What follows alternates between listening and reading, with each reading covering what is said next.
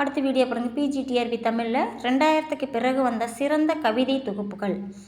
38வது கேள்வி, உருவக கவிஞர் என்று அழைக்கப்பட்டவர் காமராசன்.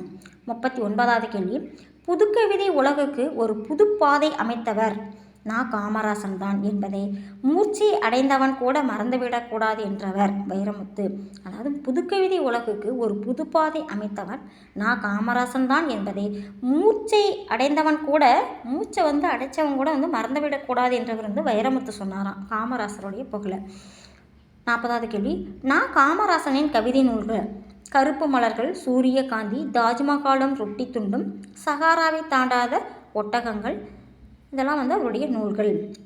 41வது கேள்வி, மேத்தாவின் சாகித்ய அகாதமி விருது பெற்ற நூல் ஆகாயத்துக்கு அடுத்த வீடு. 42வது கேள்வி, பாதங்கள் நடக்க தயாராக இருந்தால் பாதைகள் மறுப்பு சொல்ல போவதில்லை என்றவர். பாதங்கள் நடக்க தயாராக இருந்தால் பாதைகள் மறுப்பு சொல்ல போவதில்லை என்றவர் மேத்தா. 43வது கேள்வி, விழிகள் நட்சத்திரங்களை வருடினாலும் விரல்கள் என்னவோ சன்னல் கம்பிகளோடு தான் என்றவர் மேத்தா.